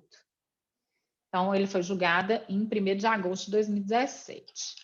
Bom, a meu ver, não é essa inteligência que deve prevalecer em relação às taxas estaduais, né? Porque mesmo após o julgamento desse recurso com repercussão geral, nós tivemos decisões que entendiam pela legitimidade e constitucionalidade das taxas estaduais, mas teremos que aguardar realmente o que o Supremo vai dizer a respeito dessa taxa. Com relação à taxa, a ADIM 2908 de Sergipe, que também analisava a constitucionalidade de taxa de incêndio e foi julgada muito próximo da nossa, não houve a modulação dos efeitos, estranhamente não houve a modulação dos efeitos. O Estado aviou embargos de declaração que foram rejeitados, porque no voto do ministro Dias Toffoli, que foi um voto vencido, ele opinava pela constitucionalidade da taxa e falava que, a prevalecer a decisão de inconstitucionalidade, ele votava pela modulação. E essa matéria passou despercebida, não foi analisada no acórdão, e quando dos embargos de declaração, a Corte entendeu que essa matéria já tinha sido superada, porque o Dias Toffoli tinha sido um voto vencido. No nosso caso, isso não foi discutido até agora. Vai ser discutido após os embargos declaratórios, o que dá um sinalzinho de esperança de que possa, de fato, haver a modulação. Vou parar de compartilhar, agradecer aí a todos e estou à disposição também para a gente debater esse tema que é tão relevante. Como é que eu faço, professor, para agora sair daqui? Eu acho que tem uma setinha aí, deixa eu ver aqui se eu consigo... Eu estou tentando me desconectar agora. eu acho que eu... Você consegue me derrubar? Eu consigo por aqui, eu acho que eu consegui. Muito obrigado. Ótimo. Doutora Daniela, muito bem. Muito obrigado aí pela participação, foi muito esclarecedor. E agora eu acho que, né, os que estão nos ouvindo têm uma visão muito clara de tudo que aconteceu. Eu vou, sem mais delongas, passar para perguntas, colocações, debates. A palavra, então, agora está franca. Quem gostaria de fazer alguma pergunta, alguma colocação? Nós temos aqui mais ou menos umas 20 pessoas. Então, a palavra está franca para quem quiser fazer perguntas ou colocações. 24 pessoas a gente tem agora. Professor, enquanto ninguém se aventura, vou aqui, assim, além, né, dos ouvintes, colegas, advogados, temos diversos procuradores do Estado e representantes também da Secretaria de Estado da Fazenda, que estão juntamente conosco nessa luta, fornecendo excelentes subsídios, né, para a defesa do Estado nesse tema que é tão sensível, já então falar que toda essa construção foi feita em conjunto pela GE e pela Secretaria de Estado da Fazenda, já agradecendo aqui os colegas fazendários. Uma dúvida que eu tenho sobre isso que foi colocado aqui de modular ou não, eu acho que, de fato, esse caso merece modulação. Por exemplo, o caso que o Supremo julgou há pouco tempo do ITCMD, do exterior, né? Eu acho uma das maiores vergonhas do direito tributário brasileiro é não ter sido criada a lei complementar para regular a matéria há 30 anos, né? Que acaba beneficiando exatamente aqueles que têm condição de transferir os seus milhões de heranças para o exterior. E também acho que a decisão foi equivocada, porque mesmo não havendo a lei complementar, pela jurisprudência do Supremo, dava para considerar aplicável em várias situações. Quase nunca há um conflito entre os estados, propriamente dito. Mas, enfim, houve uma certa modulação, né? Ele decidiu ali que aqueles valores já recolhidos não deveriam ser devolvidos, que era uma situação que o Supremo, efetivamente, nem chega perto da situação que foi dita aqui quanto à jurisprudência anterior. Mas, enfim, já há algum tempo que as modulações no STF estão imprevisíveis, né? Então, não dá muito para prever. Mas, em termos de direito, eu acho que esse é o caso. E claramente, os ministros parecem estar só aplicando a jurisprudência, mas a posição pessoal deles prevalece. O ministro Marco Aurélio sempre foi contra a taxa de eliminação de extinção de incêndios. Então, mesmo que houvesse jurisprudência, eu já vi isso em vários casos, ele vai, geralmente ele vai, não vai falar da jurisprudência contrária. Isso é muito comum no STF. Parece uma coisa meramente de advogado, né, de você só falar da jurisprudência a seu favor, mas os ministros fazem isso, né? Os ministros fazem isso. Bom, e é curioso, professor, que o ministro Marco Aurélio, naquela ADI 3770 que eu mencionei do Alexandre de Moraes, em que se faz uma diferenciação entre taxas de segurança pública e taxas de segurança pública, foi o único voto vencido, que ele entendia que eram inconstitucionais aquelas taxas, porque eram taxas de segurança pública. Né? Então, assim, ele tem o posicionamento dele mesmo. Mas o que acontece é que isso não pode prevalecer desavisadamente. Eu acho que isso piorou muito ainda com os julgamentos virtuais, em que as questões não são devidamente debatidas. É claro, nós estamos citando aquele caso emblemático que eu trouxe do acórdão de uma página, basicamente, né? Foi antes do julgamento virtual, mas acho que com o julgamento virtual isso ficou ainda mais problemático. Uhum. Bom, eu queria, para as pessoas que estão aqui nos ouvindo, se alguém tiver essa informação, uma coisa que eu fiquei pensando quando eu escrevi o artigo foi isso, né? O Adriano diz, 100 milhões foi a arrecadação de 2018 e 2019. Eu acho que, agora não me lembro bem se foi 100 milhões em cada ano ou 100 nos dois, mas não importa. A minha pergunta, não sei, as pessoas, não sei se já fizeram esse levantamento, esses 100 milhões se referem especificamente, vamos supor, se a gente tivesse que fazer um centro de custos no Corpo de Bombeiros, né? Corpo de Bombeiros acho que eu já ouvi alguém dizer que o orçamento do Corpo de Bombeiros é mais de 1 bilhão por ano. É bem mais de 1 bilhão por ano do Corpo de Bombeiros integral, incluindo tudo, né? Mas a minha dúvida é a seguinte, a minha curiosidade, a minha dúvida. Se a gente fizesse um centro de custos no Corpo de Bombeiros, para poder identificar aqueles gastos, aquelas despesas, os custos, né, relativos àquele conjunto de pessoal, equipamento, etc., que são mobilizados para a extinção de incêndio, eu não vou dizer especificamente, mas que coisas relacionadas a isso, né? Extinção de incêndio, que não dissesse a respeito a outra coisa. Por exemplo, você tem pessoas já que estão aposentadas no Corpo de Bombeiros, você pode ter lá um centro de custo para falar o pessoal administrativo que está lá, aí você tem um custo de manutenção sei lá, de um prédio que não tem nada a ver com extinção de incêndio. Vocês entenderam, né? Realmente uma visão mais assim econômica. Então, realmente 100 milhões, 200 milhões? Essa é uma questão que me parece interessante até para a gente saber se realmente o valor que estava sendo arrecadado era propriamente equivalente ou não. Um outro caso agora que Minas está ganhando é aquela taxa da mineração, né? A taxa minerária, que eu inicialmente achei que o Estado não fosse ganhar, e está 6-3 para o Estado. Também uma outra dúvida que eu tenho, se realmente o valor daquela taxa, o arrecadado em média por ela, é, e realmente tem atividades que justifiquem aquele valor, se tem uma espécie assim de centro de custo ou não. Eu até quando escrevi o artigo, eu achei que esses 100 milhões eles fossem usados em várias outras coisas, que fossem muito mais do que propriamente os custos alocados para a extinção de incêndio. Mas hoje eu acho que pode ser que não seja, pode ser que realmente pode ser que seja. Eu acho que é importante, eu estou cada vez mais, assim, no ponto de vista acadêmico, preocupado com essas questões de finanças públicas, propriamente ditas.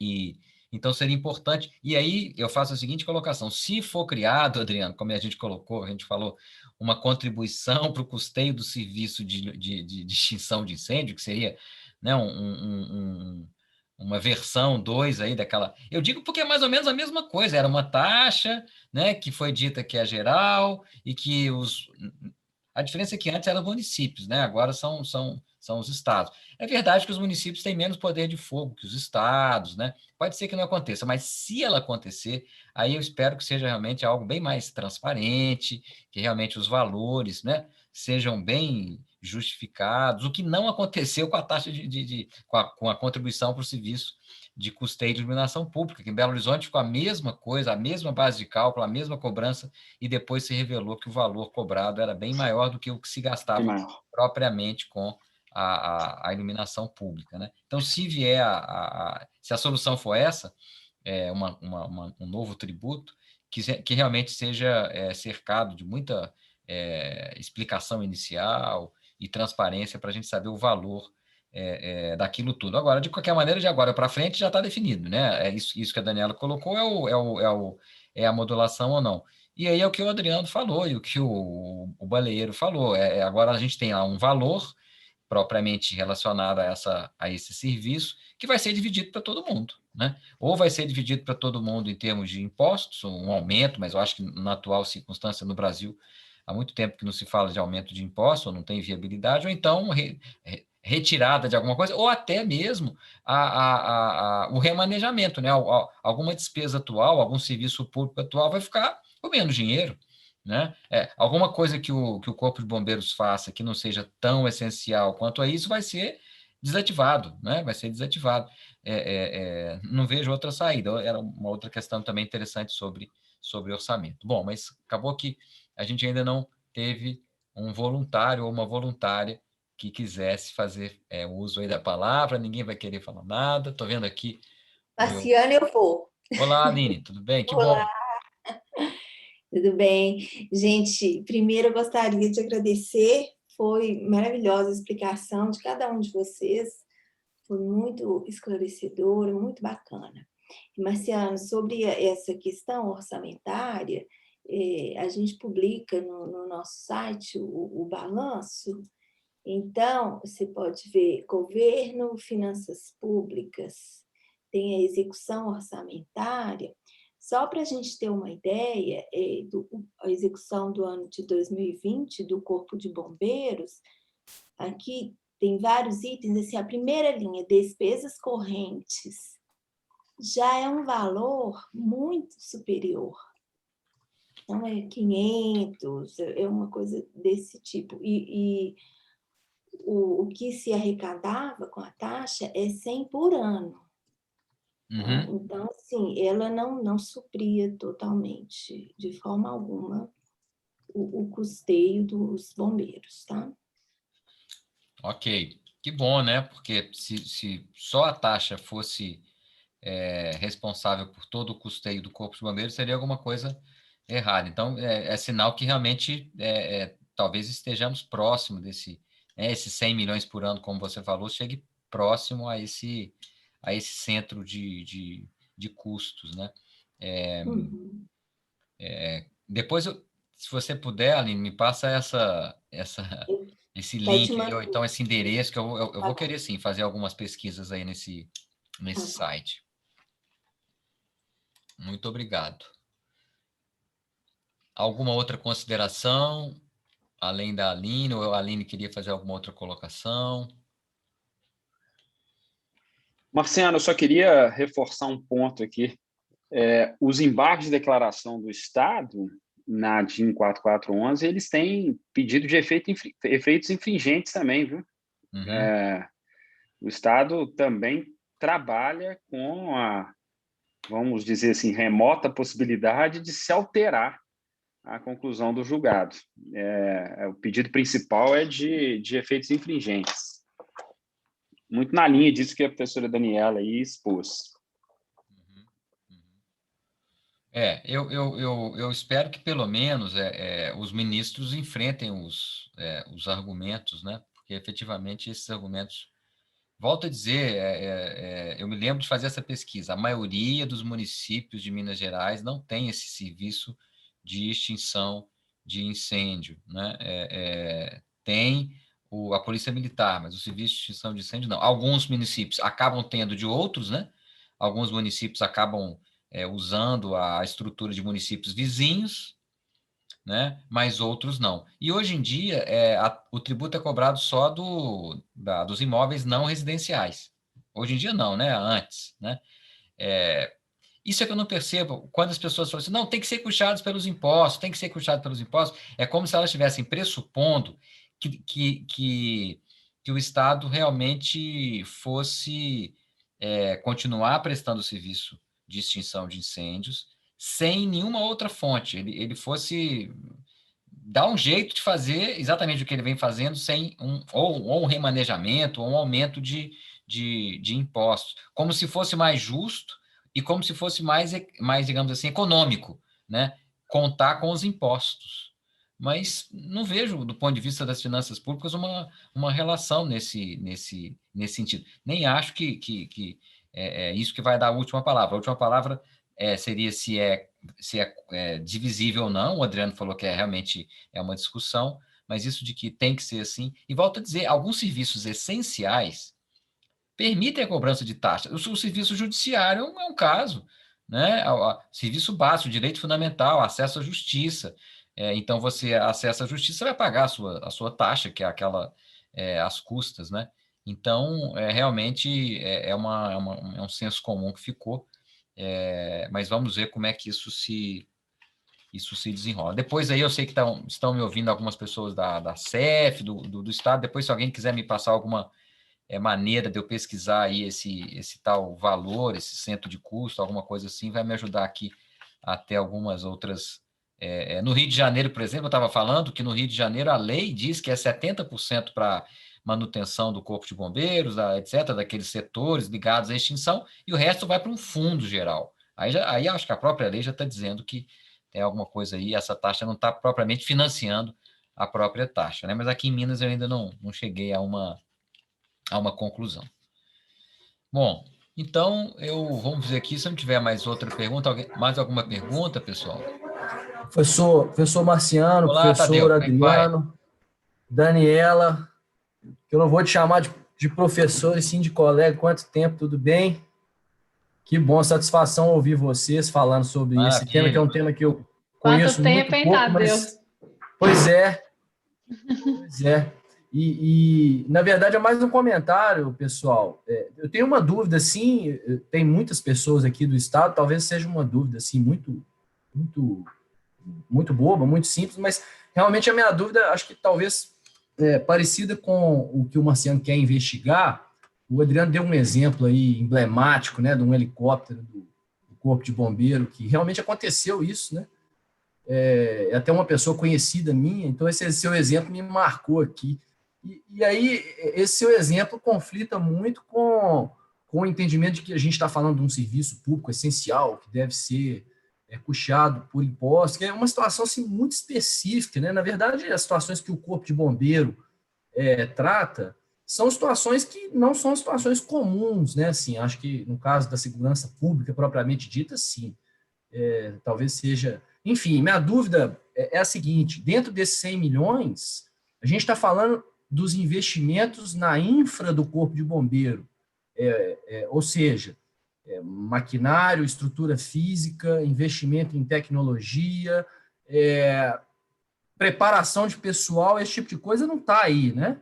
Pagamento dos cargos altos, dos servidores, isso não está nessa linha dos 100 milhões, certo? Essa é uma pergunta interessante e eu aproveito, Tadeu, agradecendo a sua participação, para dizer que eu acho que isso é um pouco de uma relação tributária saudável a buscarmos para o futuro, né? Acabar com essa visão de que o tributo é uma coisa ruim, que tira direitos das pessoas, mas, ao mesmo tempo, exigir essa transparência. Olha aqui, esse dinheiro significa isso, né? Vamos botar aqui no papel para vocês verem quanto é que é isso, quanto é que é aquilo. E isso eu acho que ajudaria muito, né? Ajudaria muito. Eu me lembro quando da criação da taxa de mineração também, acho que existe a competência, existe a necessidade, mas aqueles valores, né? Tudo levava a crer efetivamente que eles eram superiores ao custo aproximado, porque também, se você colocar assim, coisas muito exatas nesse tipo de discussão, elas não existem, né? Claro. Efetivamente, por isso que eu digo, se vier a voltar a cobrança por meio de outra figura tributária, que ela venha realmente nisso, se a certeza e a evidência de que esses recursos são aplicados em tais e tais rubricas do Corpo de Bombeiros, e tem isso no início foi feita uma campanha assim, mas depois isso acabou se perdendo. Não sei se alguém queria responder. O Ricardo aqui. Eu só queria dar um pitaco aqui, porque a própria Lei 14.938, ela, nessa linha de transparência, ela incluiu lá no artigo 113 o parágrafo 4º, diz lá, o Poder Executivo divulgará com periodicidade quadrimestral em sua página oficial na internet demonstrativa atualizada a execução orçamentária da taxa de segurança pública, a taxa de segurança pública toda, e aí contendo receita mensal e acumulada no ano, discriminadas por órgão e por item de cada uma das tabelas, e despesa executada tendo como fonte os recursos da taxa de segurança pública mensal e acumulada no ano, discriminada por órgão, por natureza e por grupo de despesa. Então, pelo menos a vontade de transparência, ela existia. Eu realmente não sei dizer se ela Adriano, eu acho que isso foi incluído recentemente, não foi naquela mudança que eu acho... Não, é na redação original da 14.938. Pois é. Tá aí, né? Então, aí, mais uma... Se tiver algum aluno meu aí ouvindo, é mais um motivo para a gente pesquisar isso aí. Não sei, tem muita gente aqui do estado, mas é o tipo de norma que é o que a gente estava querendo aqui, né? Eu não sei se isso se a gente pode encontrar isso. Eu confesso que tenho muita vontade para pesquisar essas aberturas de orçamento, execução orçamentária, mas não é fácil, nem para a gente que já está nessa vida aí tributária há tanto tempo, imagina para o pessoal que está começando, né? Mas depois, então, já que tem tanta gente aqui do estado, se depois nos puderem indicar onde é que a gente pode conseguir alguma coisa relacionada a esse parágrafo, que aí o Adriano já está mencionando uma coisa que está na lei, né? Eu lembro quando eu escrevi o artigo, eu vi isso, Adriano. Mas não acabei, não sei se está, mas está muito assim global, se existe realmente isso. Eu lembro de ter pesquisado algumas coisas, mas eu acho que está muito global, assim, porque, como você falou, acho que são várias coisas, né? A taxa de segurança pública são várias. Não é só a dos bombeiros para extinção de incêndio. Então, mas enfim, vamos colocar a palavra. O motivo da minha pergunta, pessoal, é porque o Corpo de Bombeiros de Minas Gerais, assim, a gente vê que é uma instituição bem aparelhada. As pessoas que trabalham no Corpo de Bombeiros são pessoas bem preparadas. Aliás, na minha opinião, é uma das corporações mais respeitadas, né? As pessoas respeitam muito, né? E eles são muito preparados. A gente vê quando eles fazem um socorro desse tipo aí, Adriana, é impressionante. Como que eles são profissionais, como que eles são treinados, né? Então, para dizer que é um serviço público essencial e que tem que ser custeado pelos impostos, é interessante a gente saber o que tem dentro mesmo, né? E, além disso, uma constatação, Marciano, mas aí já um comentário, não uma dúvida, interessante ver, né? E aí, do lado aqui, como advogado privado, como que a advocacia pública também está sujeita a esse contexto de julgamentos do STF e as vicissitudes, porque, foi mencionada a situação da taxa de mineração, que aqui, na minha modesta opinião, o julgamento do Supremo está absolutamente equivocado, mas o Estado está ganhando a discussão contra vários entendimentos anteriores. E a situação da taxa de segurança pública é o contrário, em desfavor do Estado, e estamos, então, todos praticamente no mesmo barco, né? Ou seja, acho que não é uma situação para se lamentar de um lado só. Mas aí é só um comentário meu aqui. Muito bem. Eu sei que tem, Marciano, né, no processo tem uma nota técnica que fala desse percentual da receita da arrecadação da taxa face às despesas do Corpo de Bombeiros. Eu vou tentar resgatar Que o processo, encaminhar para vocês. Eu me lembro que tem, tá? E também, assim, isso provavelmente a gente vai conseguir mais com o pessoal do Tesouro, né? Aqui nós temos colegas, parece que mais da Receita. Eu vou tentar obter essas informações, até para enriquecer um pouco o debate, fortalecer os argumentos, né? Agora, já adiantando, Tadeu, eu acredito que isso se refira apenas às despesas específicas com as atividades de combate a incêndios, sem incluir gastos com pessoal, com previdência, etc. Tá? Assim, já te adianto que eu acho que é só especificamente com o serviço de combate a incêndio. Muito bem. Eu agradeço, sim, Daniela, porque é um tema que me interessa.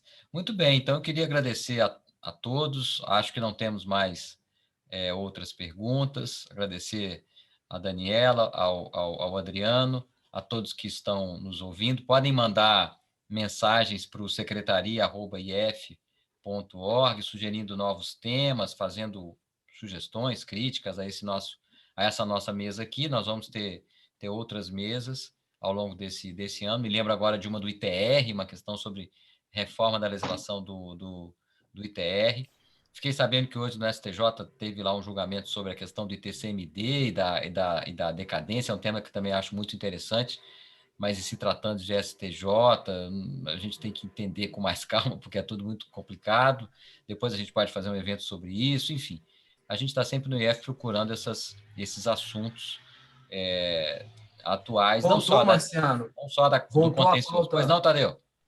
Desculpa te interromper, mas voltou também a pauta virtual do STF, o assunto do IPVA, né? O bombástico, confuso e mal resolvido assunto do IPVA, que agora é a ADIM de São Paulo, né?